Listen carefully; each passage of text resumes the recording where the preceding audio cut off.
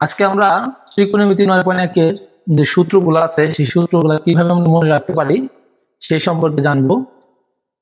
তো এই ত্রিকোণমিতি 9.1 এর এই সূত্রগুলো মনে রাখার জন্য একটা ছন্দ ব্যবহার করেছি আমি।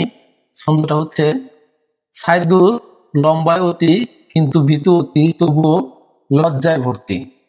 তো এই ছন্দ দিয়ে আমরা এই অধ্যায়ের যে সূত্রগুলো আছে সেগুলো আমরা কি করবো মনে রাখবো। তো এই অধ্যায়ে আমাদের ত্রিকোণমিতি যেহেতু একটা আমাদের সমকোণী ত্রিভুজ থাকবে। তো সমকোণী ত্রিভুজ কি আমরা জানি একটা বাহু থাকবে এক্স অক্ষ বরাবর আর একটা বাহু থাকবে y অক্ষ বরাবর। আর এই এর মাঝে যে কোণটা তৈরি হয় সেটা হচ্ছে 90 ডিগ্রি। এটাকে আমরা বলি সমকোণী ত্রিভুজ। সমকোণী ত্রিভুজে তিনটা মান থাকে, একটা হচ্ছে ভূমি যেটা নিচ বরাবর থাকে, একটা হেলানো অবস্থায় থাকে তার নাম হচ্ছে অতিভুজ, আর যেটা লম্ব লম্বি থাকে সেটার নাম হচ্ছে লম্ব। এই তিনটা কথা আমরা মনে রাখবো। তারপরে এই ছন্দ থেকে আমরা কিভাবে সূত্রগুলো বের করতে পারি। প্রথমে আছে সাইদুর। সাইদুর মানে আমরা জানি সাইন থিটা। সাইদুর মানে সাইন থিটা। এখানে আমাদের কয়েকটা অনুপাত ব্যবহার হবে। অনুপাতগুলো হচ্ছে এই অধ্যায়ের অনুপাতগুলো হচ্ছে সাইন থিটা, একটা আমাদের আছে কসেক থিটা, একটা আছে কস থিটা, একটা আছে সেক থিটা, একটা টেন থিটা, আর একটা কট থিটা। এই 6টা অনুপাত আমাদের কি হবে, এখানে 6টি অনুপাত আমাদের ব্যবহার হবে। এই 6টি অনুপাত আমরা মনে রাখবো কি কি, sine theta, cosec theta, cos theta, tan theta, কট থিটা।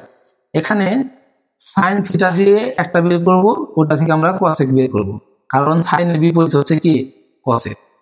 আরেকটা কস থেকে বের করবো, এই কসের বিপরীত হচ্ছে সেক। আরেকটা টেন থেকে বের করবো, এই টেনের বিপরীত হচ্ছে কট।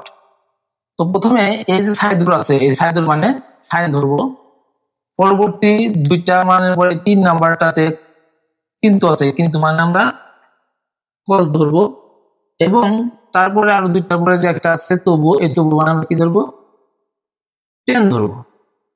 এই 6টার ভিতর 3টা আমরা ধরবো, ধরে এই ছন্দ দিয়ে বের করবো, এবং বাকি 3টা আমরা বিপরীত করবো। তো সাইন মানে কি, সাইন মানে এখানে কি আছে লম্বায় ল আছে, লতে কি হয় লম্ব হয়, তাহলে প্রথমে আমরা উপরে কি বসাই লম্ব। তারপরে কি আছে অতিভুজ, সরতে অতিভুজ, তাহলে নিচে আমরা লিখি অতিভুজ। এই কসেট আছে ভ আছে, ভতে কি হয় ভূমি, তাহলে উপরে হবে ভূমি। তারপর কি আছে সরে অসরাতে অতিভুজ। তারপর টেনেটা বের করবো, টেনেটা আছে ল আছে, লতে আমরা কি লিখবো লম্ব, লতে লম্ব। তারপর আছে ভর্তি, ভর্তিতে ভদের শুরুতে ভূমি লিখবো।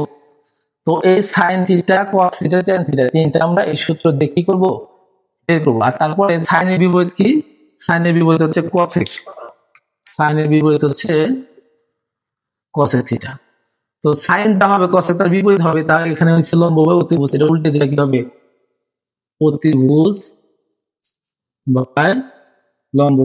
এখানে হচ্ছে কসের বিপরীত হচ্ছে সেক, সেক থিটা কি হবে, সেক থিটা হবে অতিভুজ বাই ভূমি। এখানে টেনের বিপরীত কি হবে কট, তাহলে কট থিটা হবে ভূমি বাই লম্ব, উল্টে গেল। এই 6টা আবার আমরা ওয়ান ডিভাইডেড দিয়ে লিখতে পারি, বিপরীত মানে ওয়ান ডিভাইডেড। যদি আমাদের কখনো বলে যে এক্স এর বিপরীত লেখো, এক্স এর বিপরীত হচ্ছে ওয়ান ডিভাইডেড এক্স, কারণ এক্স এর নিচে মনে মনে কি থাকে সবসময়, যে কোনো সংখ্যা নিচে মনে মনে সবসময় ওয়ান থাকে। তাহলে যদি আমাকে বলে যে এক্স এর বিপরীত লেখো, বিপরীত মানে উল্টে দিতে হবে, ওয়ানটা যাবে উপরে আর এক্সটা নিচে, তাহলে আমাদের যে কোনো কিছুর বিপরীত মানে হচ্ছে ওয়ানটা যাবে উপরে আর ওই মানটা আসবে নিচে, সেটা হচ্ছে বিপরীত। তাহলে এখানে আমরা লিখতে পারি sine theta equal two one divided cosec theta, যেহেতু সাইনের বিপরীত কি কসেক, ওরকম ভাবে আমরা কসেক থিটা ইকুয়াল টু লিখতে পারি ওয়ান ডিভাইডেড সাইন থিটা। এখানে কস ইকুয়াল টু লিখতে পারি ওয়ান ডিভাইডেড সেক থিটা, ওরকম সেক থিটা ইকুয়াল টু লিখতে পারি ওয়ান ডিভাইডেড কস থিটা। এখানে tan tan theta equal two লেখা যায় 1 ডিভাইডেড cot থিটা এবং cot থিটা ইকুয়াল টু লেখা যায় 1 ডিভাইডেড tan থিটা। এখানে আমাদের আরো দুইটা এক্সট্রা সূত্র আছে, সেই দুইটা সূত্র আমরা এক্সট্রা মনে রাখবো। সেটা হচ্ছে এক্সট্রা হিসাবে যেটা মনে রাখবো যে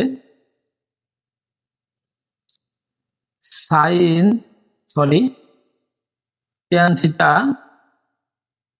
ইকুয়াল টু লেখা যায় sin theta divided cos theta, আর একটা লেখা যায় cot থিটা ইকুয়াল টু এটার উল্টা, উপরে যাবে cos থিটা আর নিচে যাব sin থিটা। তো এখানে যে কয়েকটা সূত্র আছে এই সূত্রগুলো আমরা এভাবে মনে রাখবো। তারপরে আমাদের আরো কয়েকটা সূত্র আছে, সেই সূত্রগুলো আমরা লিখি। 1 দিয়ে সূত্র আছে,